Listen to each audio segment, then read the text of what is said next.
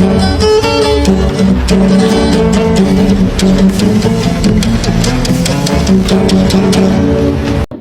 magandang araw po sa inyong lahat, mga minamahal ko mga kababayan. Muli po, nandito na naman po yung lingkod, Epipanyo Labrador, dito po sa ating programang Reaction Mo, Birata ko.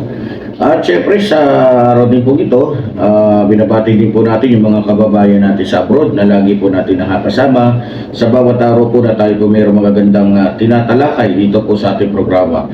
At syempre ang ating minamahal na Pangulong Ferdinand Marcos Jr., maging ating minamahal na House Speaker Martin Romualdez, maging ang ating minamahal First Lady Lisa Araneta Marcos.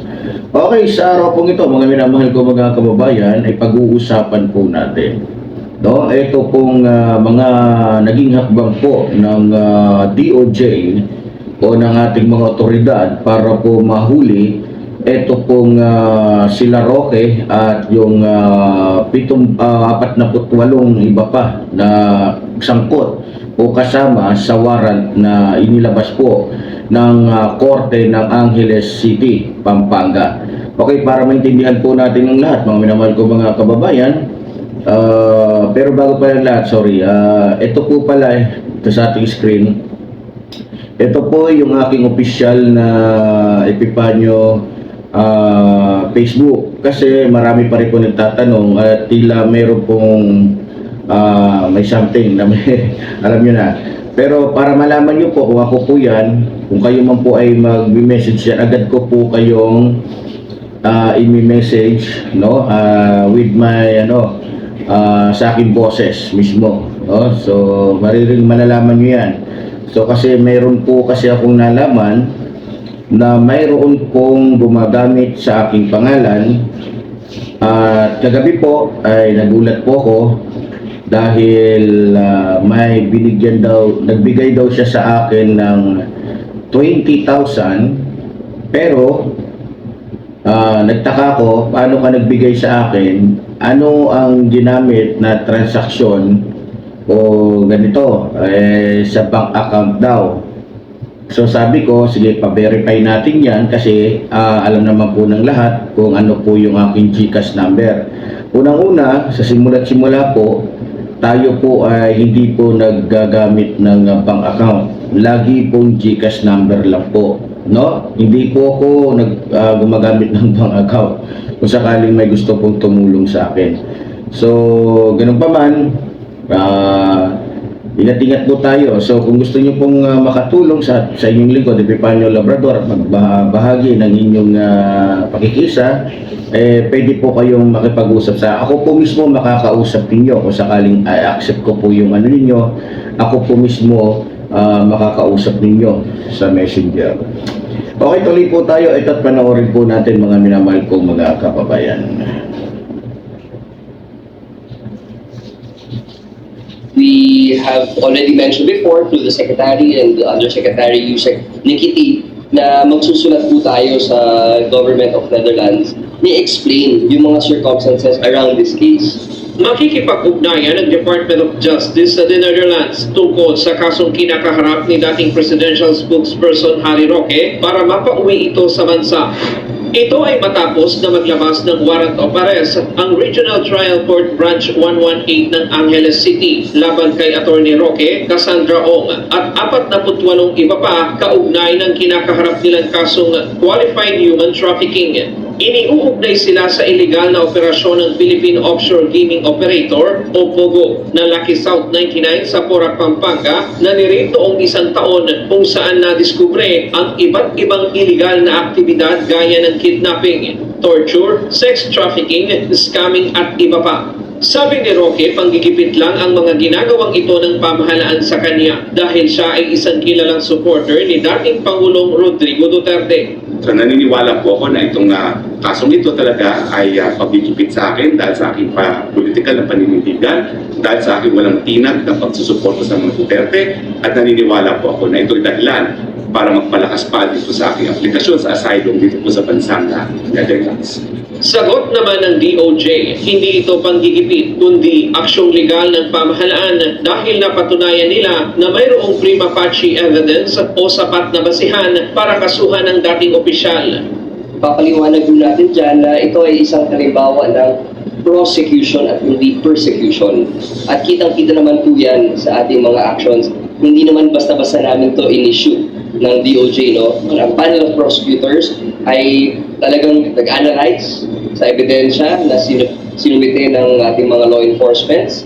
Nakita naman po nila na umabot po sa ating threshold of evidence para mag-file ng case. Hindi ko talaga makita yung persecution dito kasi may talagang legitimate case. Ayon kay Atty. Roque, gagawin niya ang lahat ng remedies na naaayon sa batas para mapawalang bisa ang kanyang kasong qualified human trafficking. Ayon kay Asek Labano, maraming paraan para mapauwi sa bansa si Roque sa pamamagitan ng diplomatic channels, gaya ng direktang pakikipag-usap o dumaan sa iba't ibang international organization gaya ng Interpol. Pero hiling ng DOJ sa mga akusado, harapin na lamang nila sa korte dito sa Pilipinas ang kanilang asunto. Samantala, posibleng maglabas ng hold departure order ang hukuman laban kay Cassandra Ong. Pero nasa kamay na ito ng prosekusyon kung hihilingin nila ito sa korte. Sa ngayon, hindi tiyak ng abogado ni Ong na si Atty. Ferdinand Topacio kung nasa bansa pa ang kanyang kliyente. Okay, yun po mga minamahal ko mga kababayan, ano. So, alam nyo, natatawa na lang po tayo dito kay Harry Roque kasi gusto niyang linlangin ang mga Pilipino. Kasi sinasabi niya, biktima. Ito sinasabi niya, biktima daw siya ng political o politika dahil sa wala daw tinag ang kanyang pagsuporta sa mga Duterte. Alam mo, para may ibig sabihin po yun eh. Para gusto niyang sabihin na porket hindi ako kumakampi sa mga Marcos, tinitira ako. Hindi naman kailangan ng mga Marcos si Roque. No? At saka, kung akong tatanungin ninyo, kung sakali mang si Roque ay lumipat ang kanyang kumbaga yung kanyang simpatya ay lumipat sa mga Marcos, hindi naman siya ano yun ng mga Marcos, lalong-lalo na ng mga supporters ng mga Marcos, kasi alam nila na itong baboy na ito ay hindi mapagkakatiwalaan dahil unang-una, alam naman natin, di ba? No. So, wala din. Kaya ano si baboy, itong si Roque, kundi manatili sa kanyang amo. No, manatili sa kanyang amo dahil kung pupunta siya sa side ng ating mahal na Pangulo, walang maniniwala sa kanya, walang kakampi sa kanya. Kaya wala siyang ibang pwedeng takbuhan na lang, sabihin na lang natin na lang, at no, kahit anong gawin niya, wala namang iba talagang sa totoo lang, kahit nga si Panelo, kahit nga yung mga DDS hindi lahat sa 100%, parang 10% na lang ang may tiwala po dito kay Roque. Diba? Kasi nakita nyo naman na puro mga hangin lang, puro mga ano lang sinasabi niya. O sabi niya, dadalhin niya sa Pilipinas, papauwiin niya si Pangulo niya, itong si Rodrigo, sa Pilipinas. Pero siya mismo hindi makauwi ng Pilipinas. Tingnan mo O sino po ang magtitiwala sa kanya? Sinong maniniwala sa kanya? So lalabas dito na pagtatawanan lang siya ng mga supporters ni Rodrigo Roa Duterte. So isa din sa sinasabi niya na kaya daw siya ginaganyan dahil sa kakampi siya ni Rodrigo Roa Duterte. Sa totoo lang, hindi naman dahil siya kakampi siya Hindi naman involved si Duterte doon sa usapin kay Ong, inilabas, kahit sabihin na natin na may involvement siya doon talaga si Rodrigo Roa Duterte, kasi hindi naman makakapasok yan si Ong, sila Alice Goo, yung Lucky South 99, hindi makakapasok dito yan kung hindi sa pahintulot ni Digomio. So kahit saan mo tignan, may po dito, may partisipasyon po dito dapat ang mga Duterte, si Rodrigo Roa Duterte. Kasi siyang Pangulo siya pa nga nagsabi, malinis daw ang Pogo, kalaunan, natuklasan.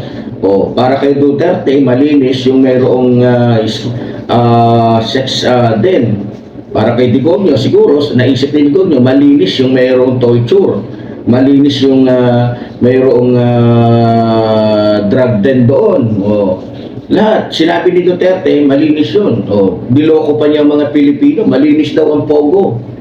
So kung iisipin mo, doon pa lang ginago na ni Rodrigo Roa Duterte yung mga Pilipino. O, saan ka nakakitang malinis na mayroong torture? Di ba? Saan ka nakakita ng isang negosyo na malinis, nandoon yung kalakalan ng droga? Di ba? So doon pa lang dapat maisip na ng ating mga kababayan na isang malaking panloloko yun. O ngayon, sige, alisin muna natin yan si Rodrigo Roa Duterte. Focus muna tayo dito kay Harry Roque. Ngayon, nagmalaki pa itong si Roque at sabi niya, isasama daw niya sa kanyang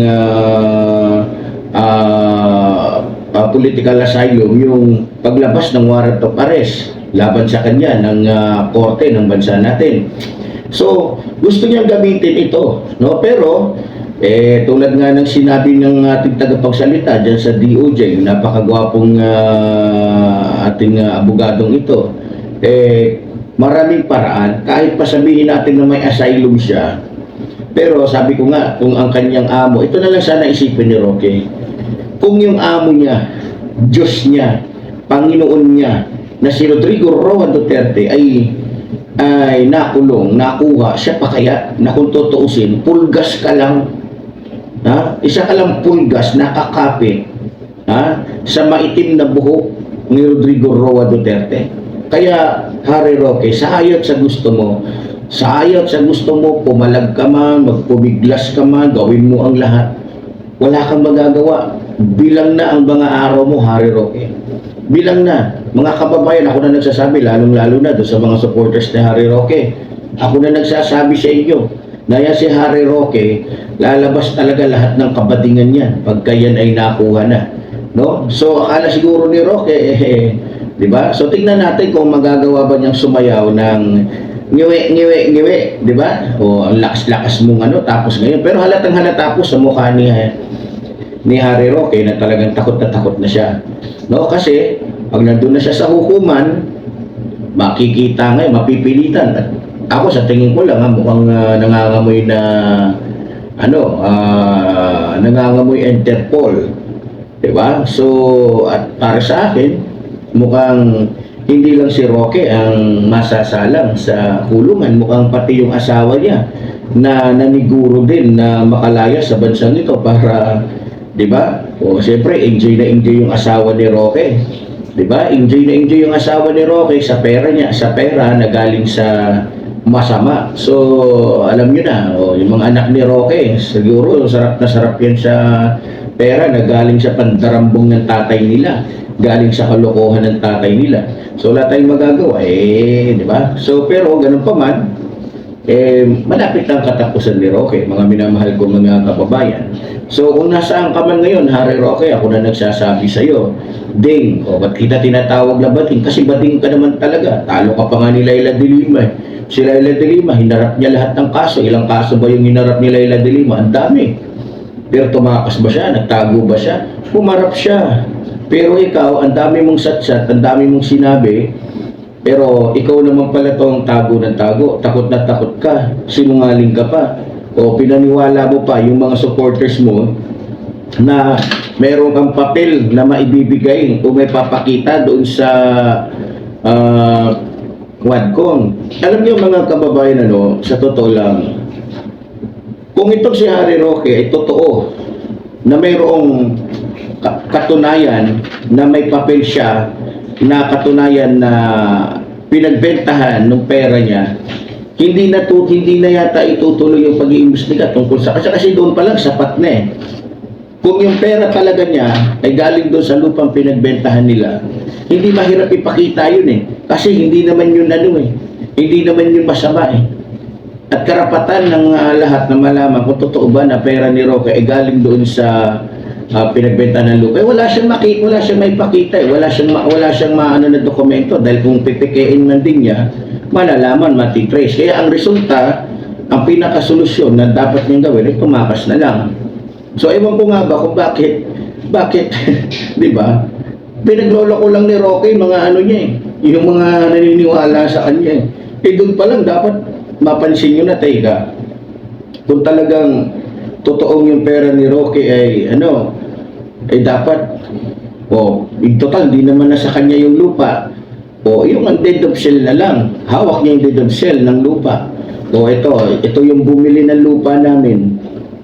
O, ito yung abogadong ano, ito yung ano namin, saksi. Ito yung witness namin. O, pero bakit parang napakahirap kay Roque? Wala yung pinagkaiba kay Puloy. O, kay Pulong Duterte. Kaya huwag ka na magtaka kung bakit sira ulo yung utak ni Puloy. O, kunyari pa sila, hindi sila involved sa droga. Pero napakasimple lang yung hinihingi ni Senador Trillanes, ipakita mo yung likod mo. O, dahil kasi bakit? May nakuha na po ng impormasyon. Si Senador Trillanes mula sa mga dating tauhan nila na yan si Pulong ay may tato sa likod na nagsasabing yan ay membro ng triad o ng International Drug Syndicate. Ayaw ni Puloy. Simple lang, igaganon mo lang, papakita mo lang. O, bakit ayaw niya? Kasi, di ba? So, ito naman kay Roque, kaya ayaw niyang ipakita yung papel kasi wala naman talagang papel. Kaya ayaw niyang magpakita, ayaw niyang mag-explain kasi mahuhuli siya ano siya. Kumbaga mahuhuli siya sa sarili niyang sinasabi. Mabibitag siya sa sarili niyang sinasabi. Kaya mga minamahal ko mga kababayan, sa akin lang po dapat managot si Roque. Hindi yung siguro takot siya, mapapahiya siya. Unang-una, kanino ba siya mapapahiya? Kay Laila de Lima. Bakit? Si Laila de Lima nakulong, walang kasalanan siya makukulong, mayroong kasalanan. At positibong may kasalanan talaga. Takot siya kasi takot siya na si Laila de Lima naman ang mang-asar sa kanya. Kung sakali man namang asar sa kanya si Laila de Lima o si Senador Laila de Lima, karapatan niya yun. Di ba? Alam niyo na, sabi nga ito na, pero walang, ako, tansyada ko mula sa araw na to. Ano bang petsa ngayon? Ano bang petsa tayo ngayon? May 17. Siguro pagpalagay na lang natin, pinakamataas na dyan, 2 linggo, 1 linggo. Swerte na lang pag umabot ng 1 buwan. Pero, tsako, kasi nagbuo na ng tracking team yung NBI, yung mga kapulisan, para siguro kasama pa nga Nika dito para matrace lahat ng dapat hulihin, dapat kunin para iharap o ikulong. So, itong si Harry Roque, hindi na to mahirap kasi nakaano na rin yata, kansilado na rin yata yung passport niya. So, doon na lang talaga siya sa Netherlands. So, kung lalabas man siya, huli ka, hindi pupunta yan doon sa, airport. Hindi yan makaka-travel kasi, ikaw to, may ka pala doon, yung kaso mo. So, dito ka, you hold. So, ako, paniwala ko dyan lang yan sa mismong bansa ng Netherlands, paikot-ikot. Paikot-ikot yan ngayon, baka iniisip ni Roque na habang buhay siya makakapagtago dyan sa Netherlands, siyempre isa lang naman yung amoy baboy dyan, isa lang naman So madaling matitrace. I-describe lang yung mukha niya. Merong doon, merong copy yung mga ito yung itsura niya, mukhang baboy damo na na hindi naliligo. Ayun, kita-kita naman sa video yung itsura ni Harry Roque, mukhang hindi na naliligo parang taong grasa na di ba? So ganun pa man, ganun talaga. Kung yung Panginoon nga niya, nagkaroon ng katapusan yung kaayupan, nagkaroon ng katapusan yung kademonyuhan, siya pa kaya? Diba? So, ito na yung time. So, siguro, pagkatapos ni Roque, isunod na si Sara. Kasi kung si Sara makakaligtas man sa impeachment, pero hindi siya makakaligtas doon sa mga kaso niya. Dahil pag na-guilty siya, doon sa mga kaso niya na ginawa dito sa ating bansa, diba? Pagpalagay na natin, ipapadismiss agad. Sige, dismiss lahat ng kaso ni Sara Duterte. Dismiss. May nakaabang na Interpol. Wala rin. Kaya malabong mangyari na magkaroon tayo ng bangag, siraulo, gago, magnanakaw, at malandi na Vice President na magiging Pangulo. Malabo yun. Kasi tandaan ninyo mga kababayan, ang mga Duterte, minsan nang naging o minsan nang humawak sa ating bansa na nagbigay sa atin ng pagdurusa, kalungkutan, paghihirap. Yan ang binigay nila higit sa lahat. Minsan na nanungkulan ng mga Duterte, humawak sa ating bansa na nagkaroon ng takot ang lahat ng mga inosenteng Pilipino. Hindi ang mga atika, ang mga inosenteng Pilipino. Dahil sa 27,000 na inosenteng Pilipino ang pinapatay nila na walang kalaban-laban.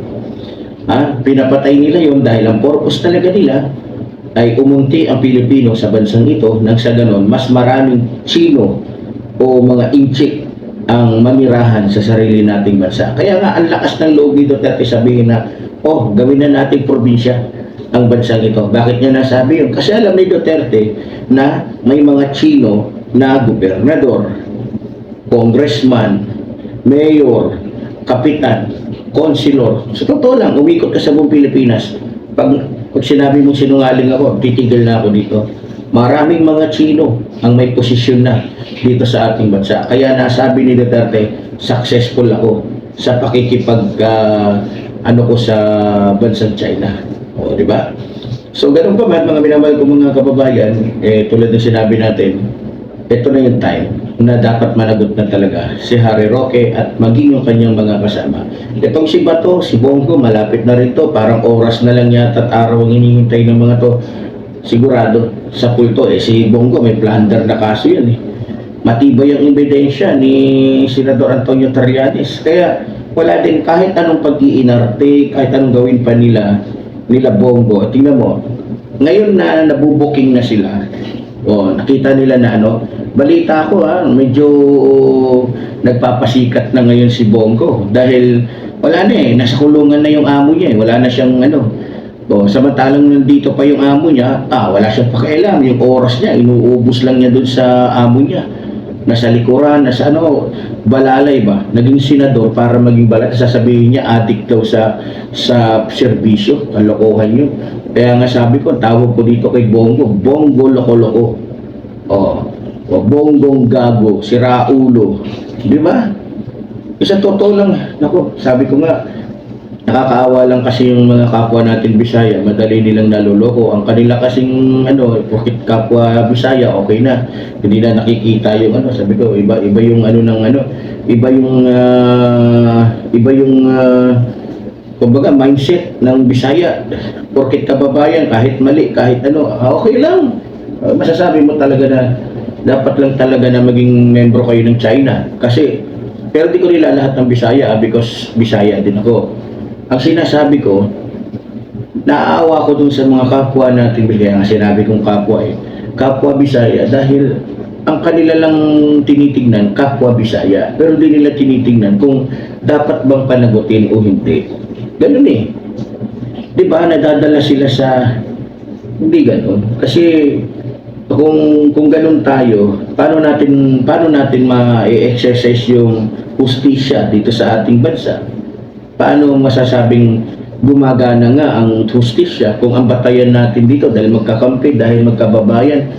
Diba? Hindi ganoon. Ako, kahit hindi ko kababayan, basta nakita kong tama siya at saka totoo yung sinasabi niya, kakampi ako sa kanya kahit hindi ko siya kalahi. Yun yung may tamang utak, hindi yung porket kababayan mo, pag sinabing ganito ko, sasama ka rin, maniwala ka rin agad. Tignan niyo yung sitwasyon para masabing ikaw ay may tunay na utak at may tunay na, diba, kaalaman. So, ganoon pa man, mga minamahal ko mga kababayan, wala na, ito na, tapos na Sigurado mananagot na si Harry Roque. So, good luck na lang sa'yo, Harry Roque, Good luck na lang sa'yo. At sana, maligo ka para magkuskus ka ng maraming sabon sa katawan, para hindi mangamoy. Kasi yan ang pattern ng mga hahanap sa'yo. Kasi may amoy na mamaya magdala yan ng mga K9. Mamaya may naiwang kang brick doon sa bahay ninyo. Madali kang matrace ng mga K9. Kasi yung baho mo pa naman, pambihirang baho. Parang kakaning baboy. Diba? So, ganoon pa man, mga minamahal ko mga kababayan, muli po tulad po ng sinasabi ng lingkod, mabuhay po ang ating ng bayan, mabuhay po nagmamahal sa ating ng bayan. Maraming salamat po.